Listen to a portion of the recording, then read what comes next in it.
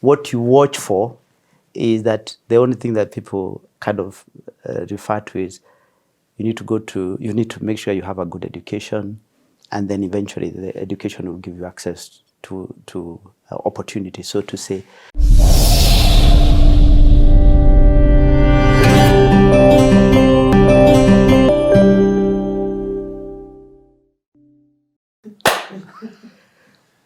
He's always feeling shy because he doesn't have the clapper. Oh, goodness. Ladies and gentlemen, boys and girls, welcome to another session of The Playhouse. This CTA right here is what I call a bucket list CTA. This one has been pending. I've been trying all corners, going through all doors and windows to make this happen. But it's God's timing, everything happens. And therefore, this is the time. I'm super excited about the conversation that we're about to have with the gentleman that is seated on the CTA seat. None other than the CEO of Safaricom Limited. If you don't know what Safaricom is, you may be hiding, you must be living under a rock. But for now, what I'm going to say, you truly never know people until you take the time out to get to know people. So what we're doing right now is getting to know the person, not from our version, but hearing his life story and getting to know him. I don't just like introducing people by their titles. It's very important that a human being is holistic. He's also a husband to one and a father to one. I hope I got that correct. So ladies and gentlemen, without further ado, and also Viv, who is in the background, put your hands together for none other than Mr. Peter Ndegwa. Thank you. We do our own, what do you call it? Sound effects. Yes. So, first, you are right on the one-on-one. But you're not right on limited. Safaricom it's Safaricom PLC. Oh yes. You have to lift it up a bit. You know what? In fact, shame on me for that. Yes. Thank you for correcting me. Yeah. And if I make many more mistakes, feel free to correct me. Me and you are just having an conversation. Yeah. You know, this channel is not just watched by Kenyans. So there are a couple of people also, to be honest, 43% of our audience is Kenyans. The rest is from all across the world, and I do understand a huge percentage of that is Kenyans. However, I want to paint context in case somebody is watching this and they don't understand just why I said this is a bucket list CTA. You currently run the largest corporation in East and Central Africa. Safaricom. That is true. You've got that right. I've got that right. So just to give context, I want you to throw out some numbers just so that somebody can understand the importance of Safaricom, especially in the Kenyan and African landscape. Actually, to be honest, in the world. Give me some numbers about Safaricom that I may not know. Yeah. What's your subscriber base like? So just crossed the 50 million mark in Kenya and 10 million in Ethiopia. So 60 million company. So other statistics, $3 billion of revenue based on the last financial results. Market cap just over it, actually close to $9 billion US dollars in terms of market cap. And then M-PESA, which of course Safaricom was the pioneer, as the largest and the most successful mobile money platform, processes 150 million transactions per day. 150 million transactions a day in Kenya alone. So if you extend it to the other countries that it is in, then you have large numbers. In terms of actual value, it's $750 million a day. Wow! And just to give in terms of impact on the country, about 50% of the GDP passed through M-PESA. In terms of the actual Safaricom and its ecosystem, contributes between 7 and 8% of GDP. And we are the biggest impact company in terms of the foundations we run, in terms of the impact we have on the country. So, you asked me for a few numbers. So hopefully those are enough. And on employees, of course, 6,000 employees direct. We have 4,000, just over 4,000 dealers or distributors. Yes. We have more than 300,000 M-PESA agents, so that it is more available than a bottle of Coke.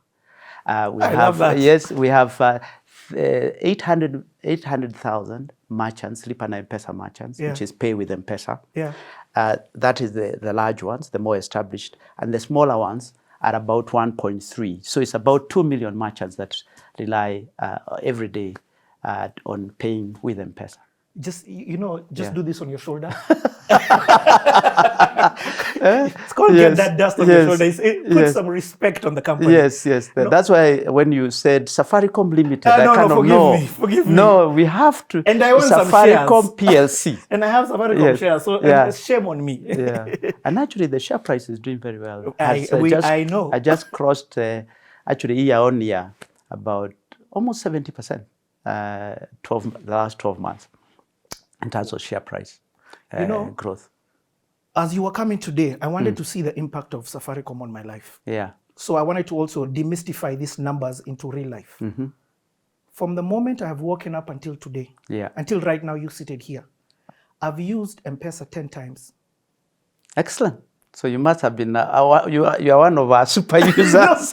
I'm serious. From cutting my hair, fuel, sending my wife something, paying for this, paying for that. Have you looked at your statement? Do you have an M-PESA app? Let's move on with the story. Today it's about you. It's not about me. When we introduced the M-PESA app, people said, no, why are you bringing problems? Because when I look at now, I realize how much money I spend. And who I spend it on. So, and also what I spend it on, there's also who and how and what. And lastly, there's also, I'll say this, as I was thinking, I was like, do we have a 500 shilling note? Do you know why I don't know? Because I can't remember the last time I held cash. As it doesn't, it's cash. Kenya, again, guys, I'm painting context on the impact of that the company has had in this country. In case you are watching this from a different country, or even if you're from this country, there are places in this country that it says cashless. They do not accept cash. Yes, that's Just true. think about how contrary that is. So that is the impact of Safaricom, and you sit at the very top of that company. Okay. Thank you. Very happy, but also it's because of the customers we have, 50 million, and we are only just about to celebrate 25 years. So it's actually the loyalty that the customers have shown that has allowed us to be able to do that. 50 million. Would you know how many of those are unique? Because I'm sure some of those have two phones. Would be unique customers would be about between 35 and 40 at any one point. Because some people will own two SIMs and so on. But remember, we have 55 million people in the country. But usually in mobile, you expect that, because some people will own two phones. Dual SIMing is happening. And I know that I give mostly numbers that are related to the commercial side of the business. If you think about the impact side, so in the past 5 years, when we were announcing our results, we said we spent 8 billion Kenya shillings on our foundations on health, education, and economic empowerment, impacting 4 million people in the past 5 years alone. And since the beginning, of course, we've spent a lot of money. And frankly, we have the two largest foundations in the country. And that's been? Safaricom Foundation and M-PESA Foundation. So Safaricom does the smaller projects, like a project called Doto Zetu, which is you apply and then you can support your own community. It could be anything, small amounts. I know small amounts to big corporates might look small, but it actually has a major impact. It could be a classroom. It could be a women group that has an initiative that they want to run. And then the M-PESA Foundation does all the bigger ones. So the multi-year ones, the big programs that we do around maternal and child. And so a lot of the level 4 hospitals, if you went around the country, 1 out of every 2 will have been done by M-PESA in terms of either putting on a maternity, refurbishing kind of the nurseries for newborns and so on. I like that. So in fact, as we gear up to 25, some of the storytelling You'll be hearing some of the storytelling. And we went to some places and provided support for schools and actually hospitals before we actually put a base station. So it just tells you just the fabric of the organization has been wired to drive impact from the very beginning. I love it. You're about to celebrate 25 years. 25 years, quarter of a century. Wow. Silver Jubilee. Whew. So it's a Gen Z. Safaricom. It is actually a Gen Z. Actually, it's true. Yeah. Talking about Gen Z. Yes. Now that we have context of, and this is just a snippet, we're going to get there. Yeah. Because you didn't start, when you were born, you were not CEO of Safaricom. No. So I want you to put down the Safaricom hat, and I want to get to know Peter Ndegwa. Yeah. And is it okay if I call you Peter Ndegwa? Yes, even Peter. Peter. My first job was in PwC, Pricewaterhouse. Yes. Wait. And the reason I'm saying this, all the many years I was there, all you are referred to is your first name. Peter. Yeah, so I've been used to Peter throughout my life. When I went to West Africa, I remember there was a Nigerian guy who told me, I cannot refer you as Peter. I have to call you managing director or sir. I said, no, I'm happy to be referred to as Peter. Wow. Yeah. That says something about you. Okay. I want to get to know Peter. So on this platform, I only come with one question. Yeah. And that is, I only research for one question. When and where were you born? So I was born in Yandere, in a place near Nyahururu, which is supposed to be very cold, and also very high from an altitude perspective. In late 60s, so I'm 56 now.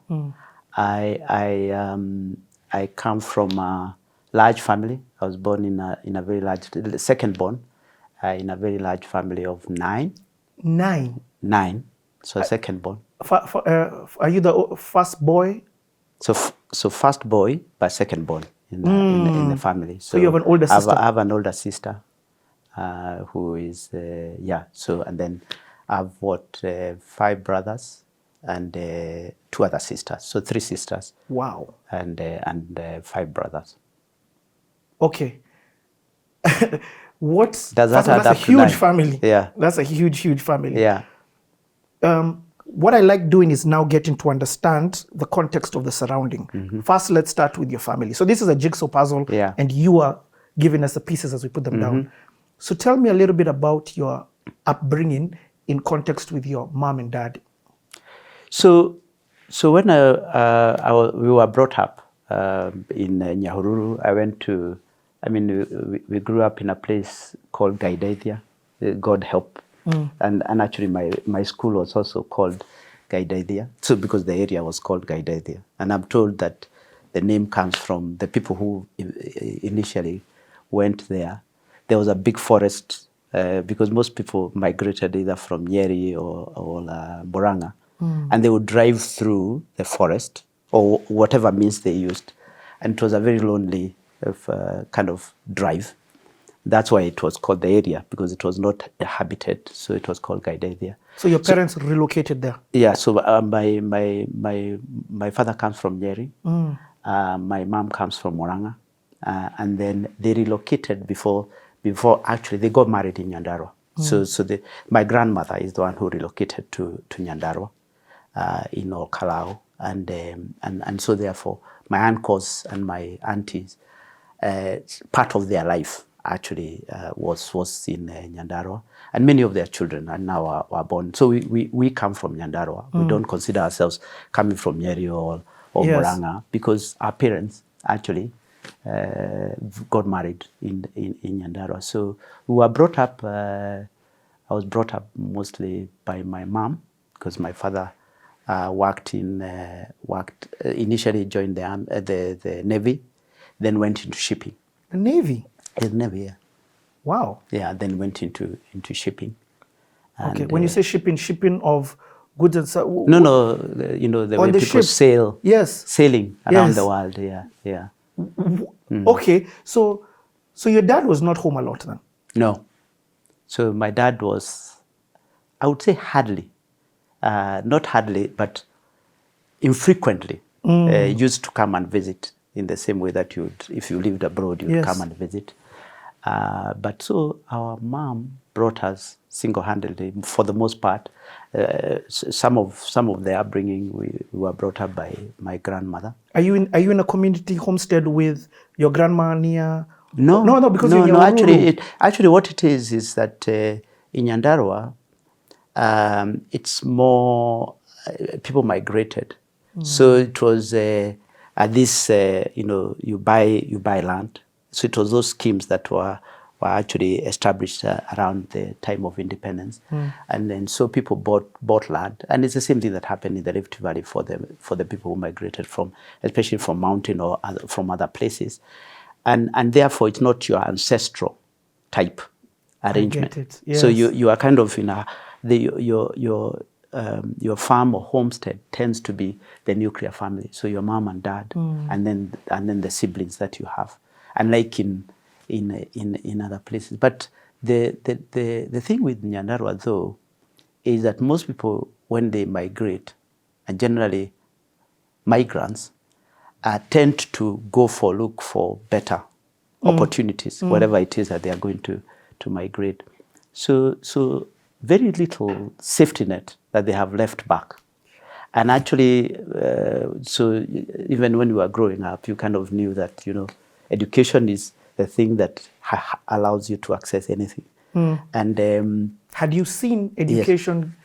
Yes. The reason I love CTA is because people are watching this now, and this is their aspiration being grown. For you, being injected into them or ignited, that's the word. For you, what's the context of education? Have you seen? So think about it. So the families migrate, and mostly the reason why I would say my mom and dad migrated, or my grandmother migrated, is because their ancestral land tends to be very little. So therefore, there's not enough. So they migrated into Nyandarua where there was more land. Eventually, you can only buy the land you can afford. Yeah, so it's not we didn't grow up in a large piece of land. I think it was like 3 acres, and Nyandarua has a lot of land. So it tells you that it was mostly land that was subdivided, and then you kind of subscribe to the amount that you can afford, and then therefore you are brought up. When you were young, you used to go and work in the farm, whether that is milking cows. We would make our own food, going to the farm and so on and so forth. So there is nothing that I don't know to do in a kitchen. Of course, I'm not nowadays allowed to go to the kitchen, at least not to make food, probably to pick up stuff, But because I've lived, because of working abroad, when I lived by myself, especially in my early career, I cooked for myself. I did everything because that's the way I was brought up. But basically, there were very, very, very little luxuries when I was growing up, which is you have a farm. Yes, and it's subsistent living. Yes, subsistent living. You eat yes, yeah. My mom basically didn't have a formal job, so you have what you have. If you get what I mean. Yeah, I get it. So and then therefore, what you watch for is that the only thing that people kind of refer to is you need to make sure you have a good education, and then eventually the education will give you access to opportunity, so to say. Because when you looked around the village when you were growing up, the people who could have cash, teachers actually were very big. Then, of course, those were the days of KBC. So there's one radio station. Yes. And, was it not talking about VOP? Yes, because Voice of Kenya actually. Yeah. Voice of Kenya, we didn't have a TV, so you have radio. So radio, we grew up listening to radio, and so when you see media that we talk about today, and you kind of reference what happened at the time when we were growing up. So that's why football, whether that is the big teams like Gor Mahia and AFC playing the late Leonard Mabobo Taylor type, those That's why we remember almost to the greatest. I can remember what used to happen then than the stuff that has happened in the past 5 years. But basically, yes, you rely on radio for news. You rely on radio for information about the world and what's going on. And whatever is being said, you assume is the truth. To be fair, it was at that time. I'm not sure what has happened to media. I mean, I saw an AI execution of me, of yourself, of myself the other day, and frankly, of course, the picture is the same. Your voice is fine, but a few of the things were not right. But basically, very basic, very little luxury. Mostly food you get from the farm. Yes, you buy a few things, chapatis. You eat them during holidays or key seasons. Yeah. That's why I love chapatis, by the way. People ask me, so what food do you like? Chapati, of course, nyama choma or whatever. But at our age, you have to eat less of it. Vegetable, to be fair, that's one thing I used to have plenty of when I was young because it was a farm. But I still love it. What I don't like is, and many people know, potatoes, waru. For real? Because I ate too much. Yandere used to produce so much waru. You look any direction you looked, whether either it's boiled, mashed, roasted, whatever versions. Okay, we didn't have chips. Remember, you're in shags, no fries. And naturally, you didn't know about fries because why are you going to know about fries and so on? So, very basic. And then of course we had a lot of milk. That's one advantage. So milk was in plenty. Actually, KCC, one of the largest plants, was actually in Nyahururu when I was growing up. So milk was in large quantity. So in a way, health-wise, it wasn't a problem, although you're not eating a lot of meat. And in a way, with hindsight, probably we're eating very organic, very good food. It's where we've all gone back. Yes, exactly, where we've gone back. Kitchen garden. Exactly, yeah. And yet at the time, you are observing and saying, oh, well, there's a rich neighbor who they have chapatis once in a while, but you actually, to be fair, access to luxury was rare. I mean, even stuff like going to the main towns like Nyahururu, that was an occasion. So it wasn't like your normal, of course we were not living very close to Nyahururu, so it wasn't something that we were doing. Yes. There was a small shopping center near where we were schooling, and then you'd be sent to the shops to do whatever it is, or to pick up stuff, yeah. What was it like growing up in a community in a family of 9? What does that look like in terms of what's your relationship with your siblings at that time? So, look, at that time, actually the relationship was great. In a way, when you are second born, first son, you become a parent very quickly. And also because you are helping, you almost become, part of the parenting, so to say, as the other children are born.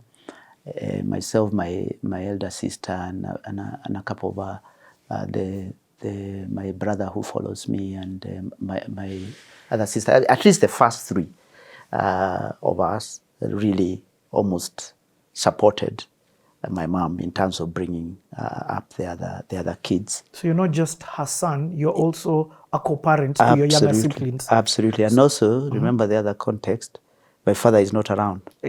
Yeah, so my father is not around. Yes, you have many male figures. That's one advantage at the time. The village everyone looked after the village. So you come across a teacher and you are misbehaving, they will punish you. You come across a neighbor who, a friend of your mom, whether they are male or female, and you are misbehaving, you're in trouble. And if there is something going wrong, you'll be taken back home. So the village was actually very good and looked after everyone. But coming back to your question about growing up, so you're helping. So you almost, because that's what happens across the village, you see everyone helping their family. So a lot of the people who are neighbors, I still remember most people would go and help in the farm. It's not help really. There was no choice. You know, I'm talking as if there was a lot of choice. In fact, the other day, this week, I saw in our WhatsApp group with my chama, the people we started working at the same time, someone sent the things that you are punished for when you are those days. And, you know, so the context was these alpha guys and Gen Z. Why are they complaining? The things you are punished for. If I can remember them often, Yes. For saying something, yes, for your voice being heard, you are punished. For having a voice. Yeah, for having a voice, you are punished. For eating before the visitors eat. Yes. Yeah. For not eating, you are punished. For eating too much, you are punished. So the stuff you are punished for. But the thing is that there was a lot of, if you from a generational perspective, I think it's Gen X, there was a lot of compliance. That doesn't mean we didn't have a view, and we don't have a view. It's just that it was a more disciplined and more compliant from a society standpoint. I get it. And so therefore you listen to your parents. Yeah, you listen to your neighbor. You listen to the people who are your parents' age. So you respect. So you're raised by a village. You're raised by a village. Even before you start schooling, you're raised by a village. Okay. And then now you start school. Yeah, school. And so you've. I love the backstory, and I feel like the backstory is so important because it sets the foundation of your life. Yeah. Values, things like that. Yeah. And so I've understood home very well. I've understood the essence of hard work, why it's already, it's not optional. Yeah. Especially as the first-born son, not the first son, even though you're the second-born. Yeah. So now, explain to me now the context of school. Yeah. God help us. What do you call it, Guy? Gaidaithia. Yes. Primary school. Every time I speak about that school, I naturally went back to give back. Because you see, the school was started in I would say, I think in the late 50s or early 60s. So it is quite old now. So we went, supported the school as part of the foundation, because we have an employee program where you can actually support a project of your choice. And also being CEO, there's kind of a founder budget, which I can use, especially for projects that are personally, emotionally connected to. Like, of course, I can't support schools across the country. Yes. If my school, the school I went to, is dilapidated. So we went and redid the classrooms. I went back to the classrooms that we went to. See, anyway, it's called Gaidaithia. So the context is, every time I tell people about Gaidaithia, they say, oh, there's a school called Gaidaithia. But actually, someone was telling me that if you grew up at that in the 70s and 80s, the type of names that were given to schools reflected basically what was going on in the society. So guys, God, so God you don't look like today you have group of schools and you all these kind of sophisticated names, but that's very basic. In a way, it also reflected the society was actually very basic and very caring. So despite the fact that you don't have a lot of luxury, there was a lot of inspiration from the people you come across. So people are giving you advice, not because they want to benefit, but just because they want you to do well. And they have pride in the village progressing. Remember that, at least I can say from my own parents, they didn't, so the story with my parents is my mom didn't go beyond basic schooling. So primary? Yes. My father did very well. I think it was called the Form 2, the equivalent in CBC would be junior, just before you get into senior school. Upper primary? Yeah. And I don't know whether I should be saying this on TV, but his exams, which were very good, he was one of the best students, were stolen by someone who wanted to use them to access secondary school. So that's a story. Wow. That is his story. And that's the reason why he did not progress beyond that point. Wow. And that's the reason why education, even from the very beginning, was so present for us. So the parents, our parents, saw us fulfilling the dreams they did not fulfill. So like my father could have gone to any secondary school and probably gone to university abroad. But because of that incident, it just got truncated. It halts his life. It halted his advancement from a schooling standpoint, and then he had to do something completely different, and so that's the reason. At a very early age, we realized how important schooling is, and also, of course, you do see what is happening in the village and so on and so forth in the community. But basically, all people in the village, especially my father's age, saw what they didn't get, and that's why I told you the context of migrants. The migrants are not the most. They are not the. They are not the well-off in the village. So usually it's people who want to go and look for something else, for better life, and then therefore they are also very hardworking. Yeah, so that's why in Yandere those days in the 70s and 80s was always. In fact, in the 80s, I remember even when we completed school, it was number one. Remember the time when they used to list districts? It was always number one, and the reason is people felt this is the access. So you find a lot of people who got educated in Yandere as a result of the fact there wasn't a lot more that they could do. There wasn't trading to do or businesses to run and so on and so forth. Education in an essence sounded like it was the key. It was the key. It was the key to open. And also, it also reflected that there's a discipline element to it, on the basis that you have parents who want to see you succeed in an area they did not. And I remember when I was young, the advice we used to get from uncles and people from the villages, you need what profession, because there's no choice, or they are guiding you, but they are telling you. The profession they used to advise us was become a teacher. And why a teacher? All they saw. All they saw is teaching is one of the things that really lacked when they were growing up during the emergency period. Because my grandmother lived to be under 100. Wow. But my grandfather died during the colonial time.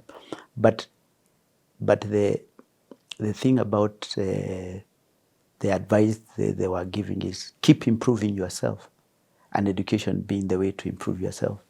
And that's why even the first thing I mentioned to you was education. I love it. Yeah. What are you enjoying school? Are you enjoying being educated? So are you enjoying going to school? Today. What's that time like? No, so this is your primary life. Yeah. I want to understand it more. So or you just a bookworm? No. So think about it. So you are helping at home. Yeah. So you wake up, you go and help and so on. Of course, when you are very young, you don't. But in a way, schooling is good because then you are out of home.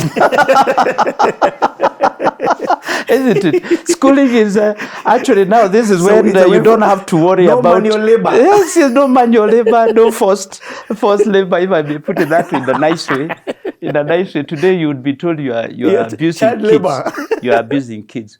But actually those days it was even when you were growing up, you are not thinking of abuse. But when I went in school, actually I really enjoyed my school life, my early school life. Because first of all, I did very well.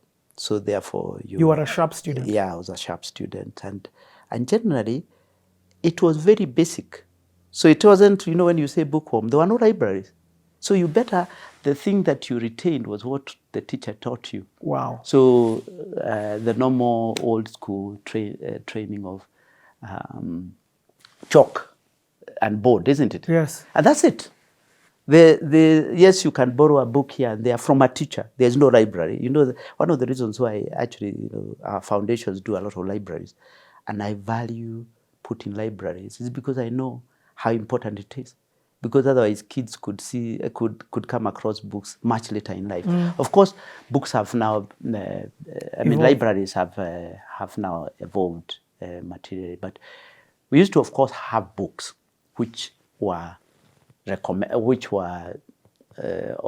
required by the school. So like whatever books were required. So you would read those books, of course, but there was no library to go in and say, when you talk about bookworm, I heard about bookworm when I went to high school to study.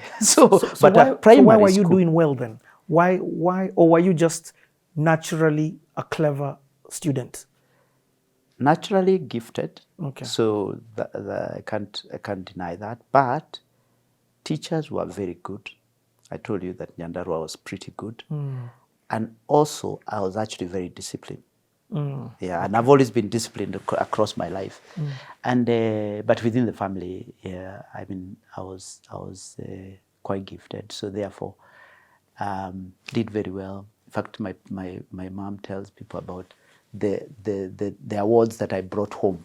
They used to give like a lantern. Yes. The lantern. Yes, It was a big thing. As you are number one whether it's in standard 5 or standard 6 or whatever.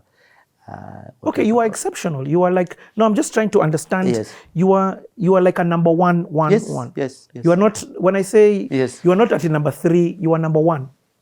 Yeah, probably you could say number 1 to 3, but number 1. Okay. Yeah.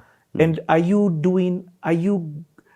good at other things? Are you good at sports? Are you, or you are? I was quite education? small, so sports. You see, the thing is in Yandere, first of all, you walk to school, at least during that time, and barefoot. For real? Can't remember the first time I started wearing shoes. So sometime during that primary. I like your shoes, by the way. Yeah. Now I can afford them. But to be fair, most kids went into school barefoot, at least for a while, until probably mid primary. Okay. And then eventually got shoes, etc. But barefoot. Remember that you're also going to the farm.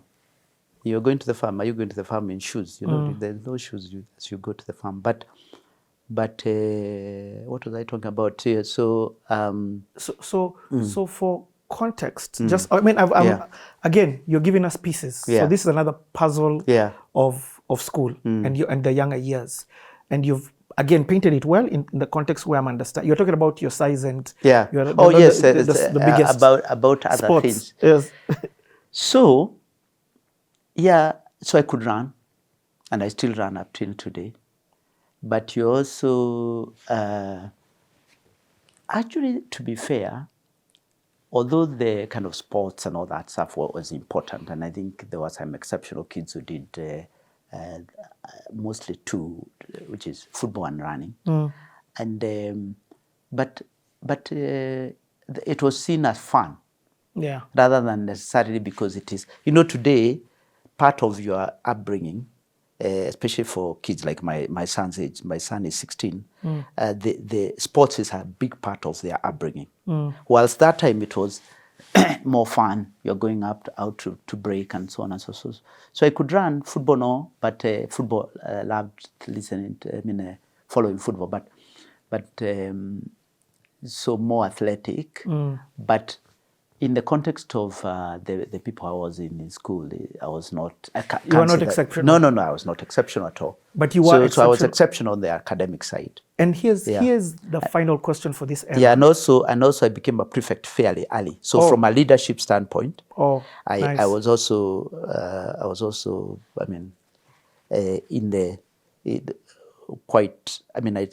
started leading on the school side quite early as a student.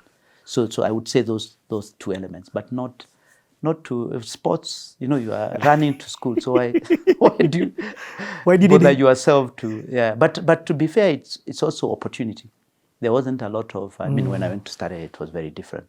But in primary school, it was very basic in terms of the facilities to drive sports, and therefore it was primarily only those sports that you don't need a lot of resource like football and running. I get it. Yeah. So there wasn't any sophistication beyond that, to be fair, at least at that stage. There was sports, of course, but in terms of taking them seriously, those were the two I would say that the school took seriously. And also there was a lot of inter-schools sports and primarily on those. You are at this stage, and this is always a question that I like asking. Yeah. Do you have a career goal? Not really. And the reason I say not really, your people, whether it's uncles, aunties, and everyone is telling you a teacher. So you see, actually, teachers, they were actually exceptional people in society, because if you think about rural setting, teachers and probably doctors and nurses, and remember, if you're in a place like that, you mostly have clinical officers or nurses, because there was a district hospital in Yaururu, but those you don't come across doctors. So you come across teachers, you come across probably people in the security forces, so local administration. You listen to radio, so those are some of the things that. So actually, the public sector was run very well at those days. Yeah, whether that is provincial administration, the way it used to run. So you kind of say, actually, it's very disciplined. It's not like like nowadays. Today. Yes. The reliance on public sector was significant, and it worked. The system worked. Yeah, you went to hospital, you were treated. You came across, you went to the chief's place, you got whatever you wanted, and the teachers did what they were supposed to be doing.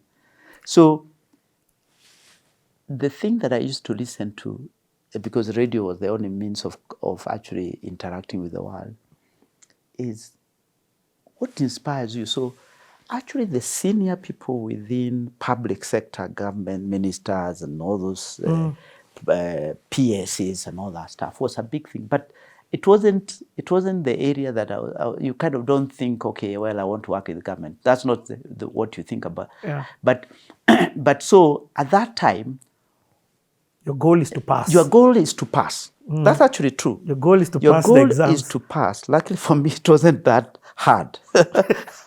No, seriously. So therefore, yeah. So therefore, you're kind of thinking, if I do well, then I'm okay. Then I'll go to I'll go to the village and go to good schools and so on and so forth, and then So and even that time, your reference for schools is not very wide.